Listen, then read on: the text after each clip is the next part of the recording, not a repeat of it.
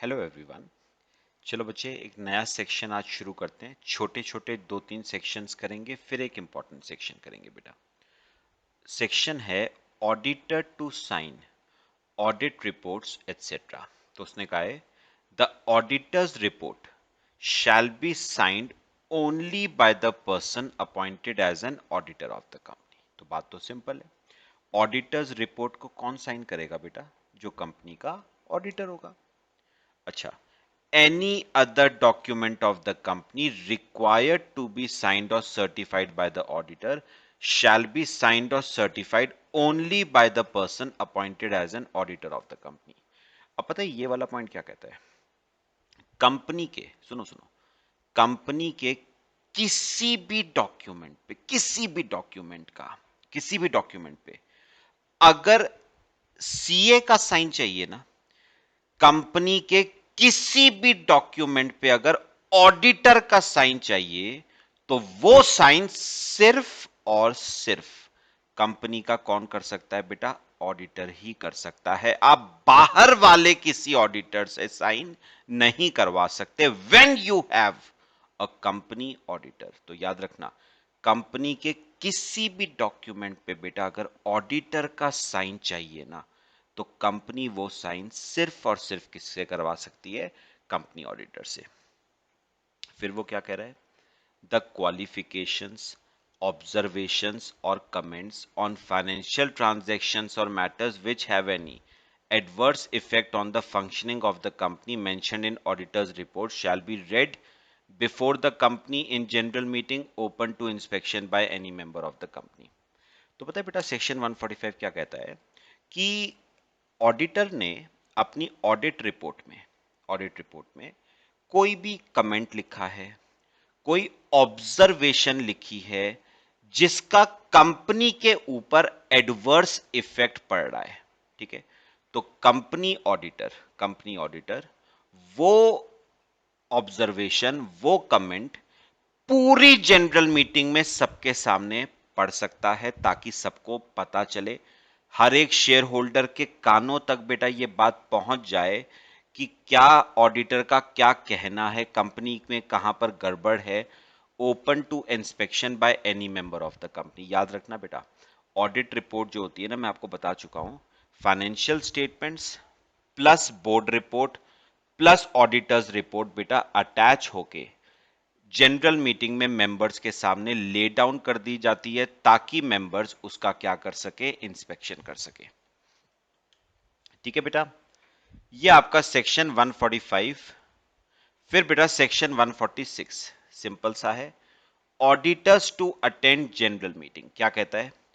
All notices and other communications relating to any general meeting shall be forwarded to the auditor of the company. ठीक है, तो उसने कहा है कोई भी नोटिस, कोई भी नोटिस, कोई भी कम्युनिकेशन जनरल मीटिंग का, जैसे आप बाकी मेंबर्स को भेजते हो ना, वैसे ही आपको वो नोटिस, वो कम्युनिकेशन ऑडिटर को भी भेजना है। यानी मुझे एक बात समझ आती है, ऑडिटर के पास राइट है कि वो जनरल मीटिंग को क्या कर सकता है? अटेंड कर सकता है।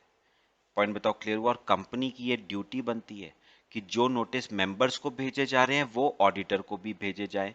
कोई कम्युनिकेशन मेंबर्स को दिया जा रहा है तो वो ऑडिटर को भी किया जाए। The auditor shall attend the general meetings. The auditor may attend the general meeting himself और through his authorised representative who shall be qualified to be an auditor. सुनो बेटा, या तो auditor in person general meeting attend कर सकता है, मतलब खुद कर सकता है, या फिर अपने बिहाफ पे वो किसी रिप्रेजेंटेटिव को अपॉइंट करवा सकता है। लेकिन याद रखना, जो रिप्रेजेंटेटिव वो अपॉइंट करवाएगा वो भी क्वालिफाइड होना चाहिए टू बी एन ऑडिटर, मतलब डिसक्वालिफाइड अंडर सेक्शन 141 नहीं होना चाहिए। तो ऑडिटर तो खैर डिसक्वालिफाइड नहीं होना चाहिए, जिसको वो एज अ रिप्रेजेंटेटिव अपॉइंट करवाएगा वो भी डिसक्वालिफाइड नहीं होना चाहिए। कंपनी में exempt an auditor from attending general meeting. The auditor shall have the right to be heard at general meeting on any part of the business which concerns him as an auditor। तो बेटा आप ना इसमें दो rights auditor के समझियो। पहली बात, auditor के पास ये राइट है कि वो जनरल मीटिंग अटेंड कर सकता है, और दूसरी बात, ऑडिटर के पास ये राइट है कि वो जनरल मीटिंग में किसी भी मैटर पे क्या कर सकता है बेटा, बोल सकता है, और मेंबर्स को बेटा उसकी बात सुननी पड़ेगी। चलो छोटे छोटे सेक्शन है। सेक्शन 147 बेटा, वैसे तो हम ये काफी बीच बीच में कर चुके हैं। Punishment for contravention. देखो, अगर किसी पर्सन ने, अगर कंपनी ने, पहले कंपनी की बात कर रहे हैं बेटा, अगर कंपनी ने सेक्शन 139 से 146 तक जो हमने अब तक पढ़े हैं, किसी भी सेक्शन का कॉन्ट्रावेंशन किया तो पनिशमेंट लगेगी बेटा, फाइन है मिनिमम 25,000, मैक्सिमम 5 लाख तक जा सकता है, ये कंपनी के ऊपर है। अगर ऑफिसर इन डिफॉल्ट है कोई, तो उसके ऊपर इंप्रिजनमेंट 1 साल की, मिनिमम फाइन 10,000 का, मैक्सिमम जा सकता है 1 लाख रुपए तक। अच्छा, ये तो हमने बात करी पनिशमेंट कंपनी और कंपनी के ऑफिसर की। अब बात करते हैं पनिशमेंट फॉर ऑडिटर। तो बेटा ऑडिटर के ऊपर मिनिमम पनिशमेंट है 25,000, मैक्सिमम फाइन हो सकता है ₹5 लाख, और 4 times the remuneration of auditor which ever is less. तो अगर बताओ ऑडिटर की रेमुनरेशन 1 लाख रुपए है, तो उसका 4 टाइम्स मतलब 4 लाख। तो 5 लाख और 4 lakh whichever is less, मतलब 4 लाख। मैक्सिमम फाइन जो इंपोज हो सकता है that is 4 lakh. If a contravention is committed knowingly, जानबूझ के किया है, विलफुली जानबूझ के किया है, with the intention to deceive the company और इट्स शेयर होल्डर्स और क्रेडिटर्स और tax authority, then punishment shall be. तो मेरे को बताओ, जानबूझ के किया है बेटा, तो उस केस में मैक्सिमम इंप्रिजनमेंट 1 साल की हो सकती है, मिनिमम फाइन 50,000 का, मैक्सिमम फाइन 25 लाख, और 8 times the remuneration of auditor which ever is less. ये फ्रॉड के केस में है बेटा, ठीक है। फिर consequences of conviction of auditor for contravention. अच्छा सुनो, अगर ऑडिटर को बेटा दोषी माना जाता है, तो he shall be liable to refund to the company the remuneration received by him. वो लायबल होगा कि वो कंपनी को रेमुनरेशन जो उसने रिसीव करी है वो लौटाए। वो डैमेजेस के लिए भी लायबल होगा टू द कंपनी, जितना नुकसान कंपनी को हुआ है उसकी वजह से, स्टैट्यूटरी बॉडीज को जो नुकसान हुआ है, और अच्छा इसके अलावा स्टैट्यूटरी बॉडीज को कोई नुकसान हुआ है for loss arising out of incorrect और मिसलीडिंग स्टेटमेंट और particulars made in his audit report. देखो बेटा वो क्या कह रहा है, वो कह रहा है ऑडिटर डैमेजेस देने के लिए लायबल होगा कंपनी को, ठीक है, स्टैट्यूटरी बॉडीज को, अथॉरिटीज को, मेंबर्स को, या क्रेडिटर्स ऑफ द कंपनी को for loss arising out of incorrect और misleading statement of particulars made in his audit report. मतलब तेरे गलत स्टेटमेंट देने की वजह से, तेरी इनकरेक्ट स्टेटमेंट देने की वजह से कंपनी को नुकसान हुआ, क्रेडिटर्स को नुकसान हुआ, मेंबर्स को नुकसान हुआ, इनकम टैक्स अथॉरिटीज को नुकसान हुआ। जिस जिस को जितना जितना नुकसान हुआ है, तू लायबल है उन सबको उस नुकसान की भरपाई करके देने के लिए। अच्छा, फिर वो क्या कह रहा है, measures to ensure prompt payment of damages. For ensuring prompt payment of damages by the auditor, central government shall by notification specify any statutory body or authority or an officer. Such statutory body or authority or officer shall pay the damages to the person entitled to damages. Such statutory body or authority or officer shall file a report with central government containing particulars of damages. तो बेटा generally बेटा ये damages का collection कैसे किया जाता है, central government क्या करती है, एक स्टैट्यूटरी बॉडी या कोई अथॉरिटी या कोई ऑफिसर अपॉइंट करवा देती है, ठीक है। वो ऑफिसर ऑडिटर वो चीजें पे करता है ऑफिसर को, और ऑफिसर वो सारे अमाउंट्स डिस्ट्रीब्यूट कर देता है उन पार्टीज में जिन जिनको जितने जितने डैमेजेस हुए थे। भाई जैसे सपोज उसका अमाउंट ऑफ डैमेज कैलकुलेट किया गया 5 लाख, तो 5 लाख में से जितना क्रेडिटर को बनता है वो दे देगा, जितना मेंबर्स को बनता है वो दे देगा, जितना कंपनी को बनता है वो दे दिया जाएगा, जितना इनकम टैक्स अथॉरिटी का डैमेज बनता है वो उसे दे दिया जाएगा। In case of auditor being an audit firm, liability shall be of partner concerned and of the firm jointly and severally। ठीक है, फर्म के केस में लाइबिलिटी तो बेटा सभी पार्टनर्स की होगी ना। In case of criminal liability, बेटा याद रखना, अगर क्रिमिनल लाइबिलिटी का केस है मतलब फ्रॉड का केस है, तो उस केस में सिर्फ वही पार्टनर लाइबल होता है who has acted in a fraudulent manner और अबेटेड और एज द केस में बी कल्यूडेड इन एनी फ्रॉड। कल्यूडेड मतलब बेटा मिली भगत होना, शैल ओनली बी लाइबल। तो याद रखना, क्रिमिनल लाइबिलिटी मतलब जेल सिर्फ उसी पार्टनर के हिस्से में आएगी जिसने फ्रॉड किया है या जिसकी फ्रॉड में मिली भगत है। पॉइंट बताओ बेटा, समझ आया? फिर मैं आपको ना कंपनीज एक्ट का बेटा हमारे सीए इंटरमीडिएट का लास्ट सेक्शन कराने जा रहा हूं। सिंपल सा सेक्शन है, मेरे साथ साथ बेटा सब लिखोगे। सेक्शन 148,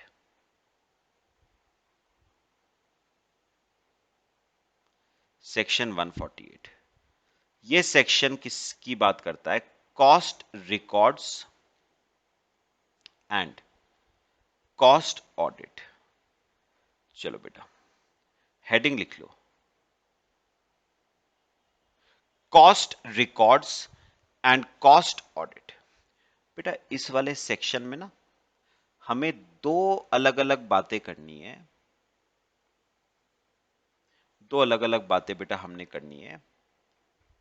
एक तो हम बात करेंगे बेटा कॉस्ट रिकॉर्ड्स की, और कॉस्ट रिकॉर्ड्स के बाद हम बात करेंगे बेटा कॉस्ट ऑडिट की।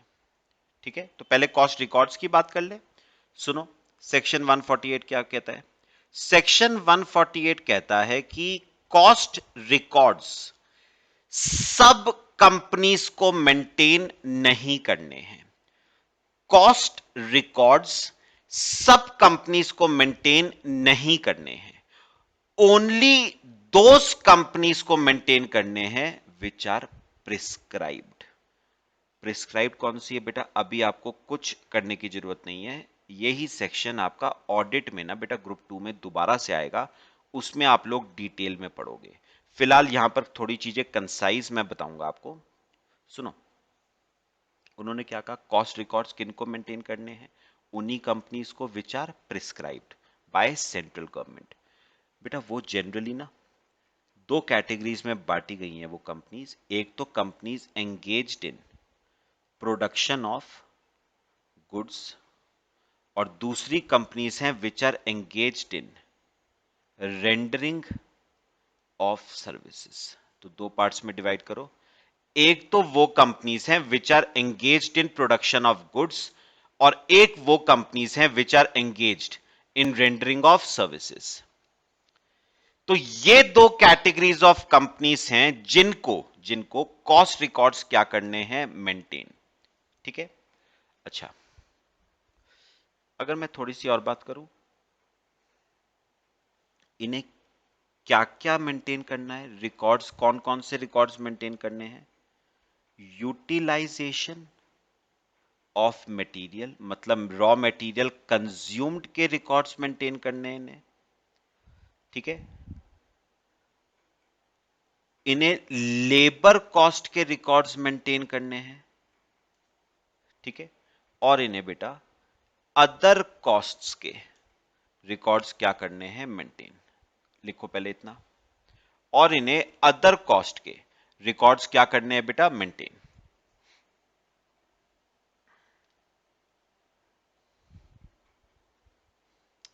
तो ये तो बात हो गई कॉस्ट रिकॉर्ड्स की। अब बात करते हैं कॉस्ट ऑडिट की। बेटा एक बात तो समझते हो ना आप भी, कॉस्ट ऑडिट तो बेटा उसी को करवाना है ना जो कॉस्ट रिकॉर्ड्स मेंटेन करेगा। जो कॉस्ट रिकॉर्ड्स ही मेंटेन नहीं करेगा उसका ऑडिट कैसा? तो याद रखना, ऑडिट उसी का होगा जो रिकॉर्ड्स बनाएगा। जो रिकॉर्ड्स नहीं बनाता उसका ऑडिट होने का बेटा मतलब नहीं है। अब सुनो उन्होंने क्या कहा। उन्होंने कहा कॉस्ट ऑडिट कब करवाना है? ठीक है, इफ नेटवर्थ, ठीक है, और टर्नओवर एक्सीड्स प्रिस्क्राइब्ड लिमिट। तो अगर कंपनी का नेटवर्थ या टर्नओवर प्रिस्क्राइब्ड लिमिट को एक्सीड करता है ना बेटा, तो आपको क्या करवाना पड़ेगा? Cost audit. वो लिमिट क्या है बेटा, फिलहाल के लिए बिल्कुल भूल जाना, सब करोगे ग्रुप 2 में करोगे बेटा, ठीक है। अच्छा, दूसरी बात, कॉस्ट ऑडिट कौन करेगा बेटा? ऑब्वियस सी बात है, कॉस्ट अकाउंटेंट करेगा। लिखते रहना मेरे साथ साथ, कॉस्ट ऑडिट कौन करेगा बेटा? कॉस्ट अकाउंटेंट करेगा। तीसरी बात आती है, कॉस्ट अकाउंटेंट का अपॉइंटमेंट कौन करेगा? कॉस्ट अकाउंटेंट का अपॉइंटमेंट कौन करेगा? बेटा इसमें दो बातें आती है, इफ ऑडिट कमिटी एग्जिस्ट्स और दूसरा है if no audit committee exists. साथ साथ मेरे बेटा कॉपी करते रहना, कर लो, पहले इतना कॉपी कर लो बेटा। अगर ऑडिट कमिटी एग्जिस्ट करती है ना, तो उस केस में अपॉइंटमेंट बोर्ड करता है on recommendation of audit committee,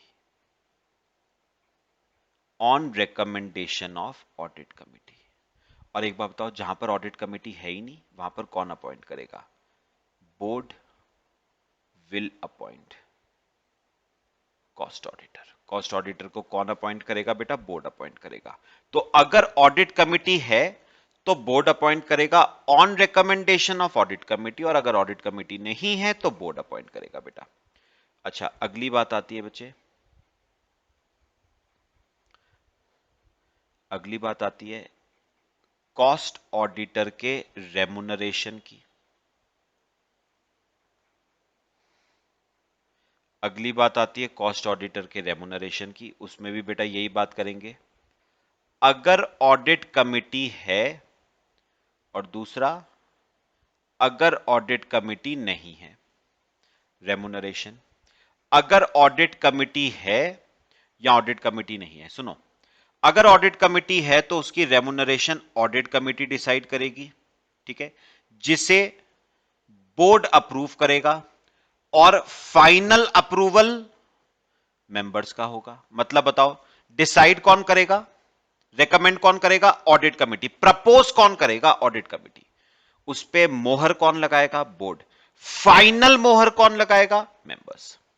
अच्छा, व्हाट अबाउट अगर ऑडिट कमिटी एग्जिस्ट नहीं करती, तो रेकमेंड कौन करेगा? बोर्ड।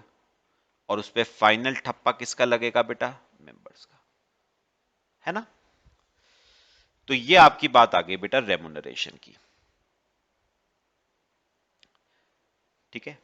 फिफ्थ, कॉपी करते रहो बेटा इतना साथ साथ।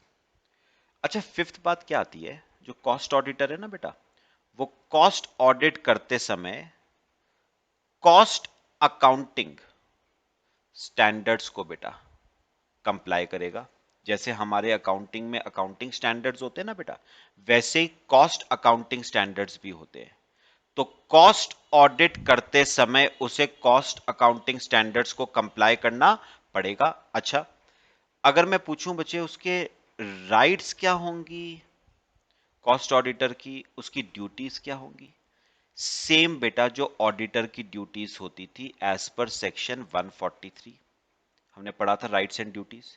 अच्छा, अगर मैं पूछूं उसकी क्वालिफिकेशंस क्या होंगी, उसकी डिसक्वालिफिकेशंस क्या होंगी, तो बेटा वही होंगी जो सेक्शन 141 में कंपनी ऑडिटर की थी। तो इसमें कोई चेंज नहीं है बेटा।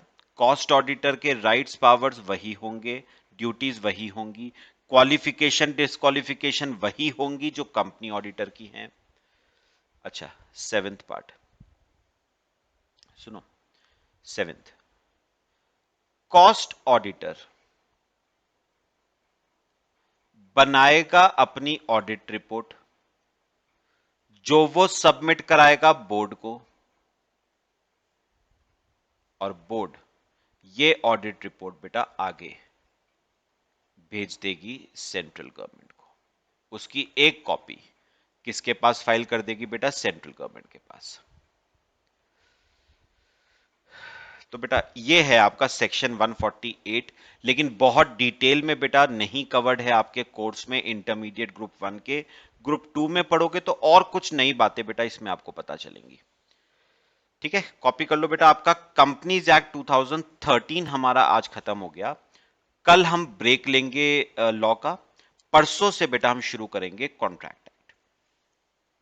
ठीक है बच्चे, चलो बाकी हम नेक्स्ट क्लास में डिस्कस करते हैं। Thank you.